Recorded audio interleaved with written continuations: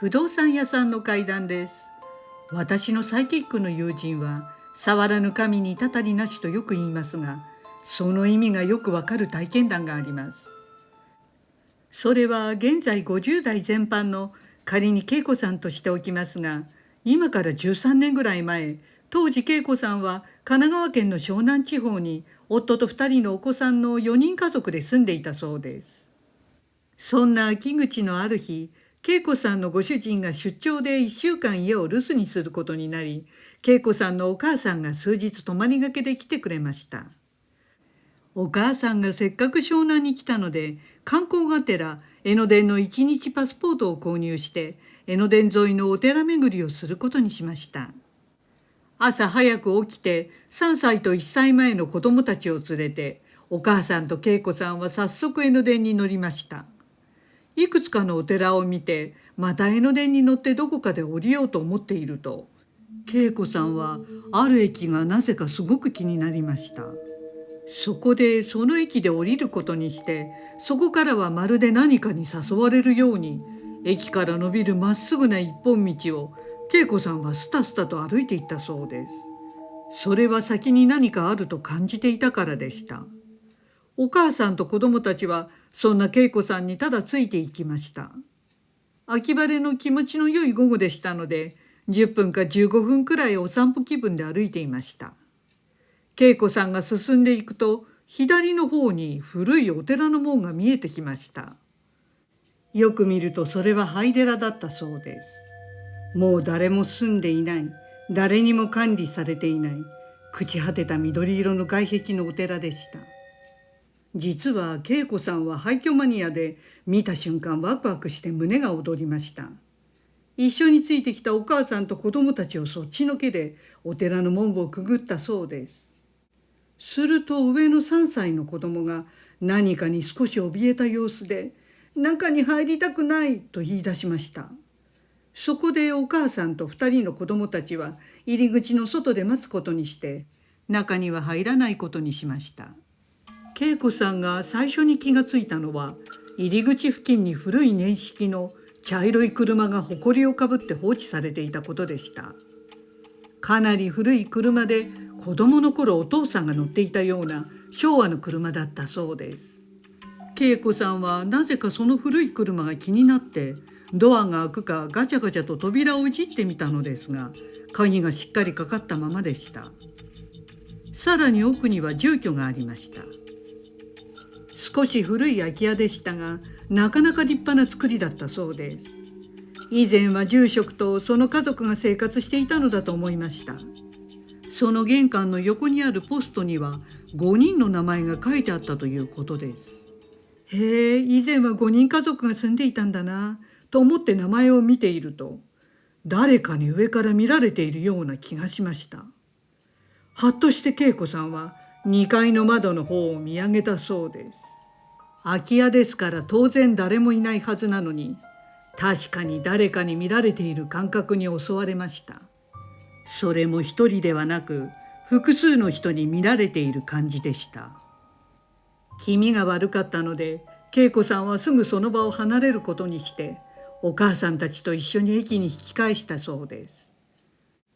その次の日、お母さんは自宅に帰っていき、午後子供たちが昼寝をしている最中でした。恵子さんは昨日の廃寺のことが妙に気になって仕方がありませんでした。そこでネットで調べてみたところ、あのお寺に該当するものは検索でヒットしなかったそうです。なぜ廃寺になりずっと放置されたままなのか、そのヒントになる記事もありませんでした。恵子さんはかなり古い廃寺でしたから情報がないのかなと思い、それ以上調べるのはやめました。そしてその夜のこと、恵子さんは突然金縛りにあったそうです。金縛りは過去にも何回か経験があったので、これは疲れているからだと自分に言い聞かせて、なんとか金縛りを自力で解いたということでした。ところがその次の日の夜、恵子さんは悪夢を見たそうです。その悪夢は一家が惨殺される夢で、5人が何者かに殺されて、その場は血の海だったというものでした。うなされて目が覚めましたが、恵子さんは夢の中で惨殺された人たちは多分あの廃寺の住居に住んでいた家族に違いないと思いました。恵子さん曰くその時点でやめとけばよかったのですが、あまりにリアルな夢だったので気になってまた廃寺のことを調べ直してみました。そして数日間調べてもわからなかったので諦めかけたその日の夜、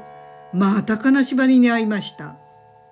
恵子さんはさすがにこの時は焦ったそうで、廃寺を調べたことを後悔しました。金縛りにはすっかり懲りた恵子さんは、しばらく廃寺のことを考えるのをやめて頭を空にしようと思っていました。そこに携帯に旦那さんから「帰るよ、遅いから先に寝てていいよ」というメッセージが入ってきました。そこで恵子さんは遠慮なく先に寝ることにしてベッドに入ってうとうととしていました。その時の恵子さんの姿勢は仰向けで片手をおでこの上に乗せて寝ていたそうです。すると誰かがその恵子さんの腕をつかんで揺さぶってきました。最初それは帰ってきた旦那さんかなと思ったそうです。でも旦那さんは寝ている恵子さんを起こすことは絶対しません。ですからおかしいと思った恵子さんはそっと目を開けてみました。そこには旦那さんではなく、見知らぬ浴衣姿の高齢の男性が立っていました。そしてニヤニヤと薄笑いをしながら恵子さんを覗き込んでいたそうです。そしてその横には同じように浴衣姿の男女と6歳ぐらいの子供2人が並んでニヤニヤしながら覗き込んでいました。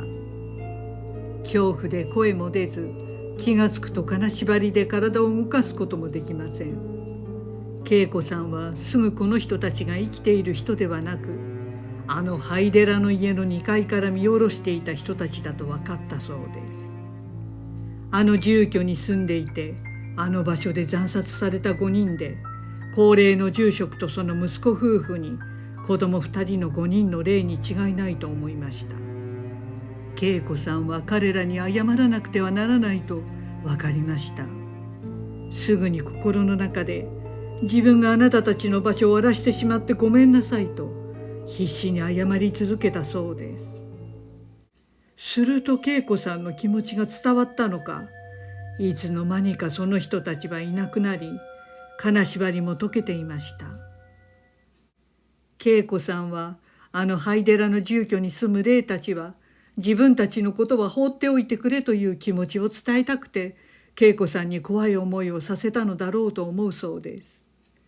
不動産屋としては興味があり、大体の場所を特定してみましたが、廃寺跡地はそこにはなく、また過去にそのエリアで5人が惨殺されたような事件も見つかりませんでした。ただ確かに駅からは歩けない距離のところに廃寺の跡地で長く放置された土地はありました。まさかそこにワープしたのかもと思ったので、もっとよく調べたら何かしらわかるかもしれないと考えましたが、冒頭でのサイキックの友人の言う通り、触らぬ神にたたりなしですので、やめておくことにしました。ご視聴ありがとうございました。よろしければチャンネル登録お願いします。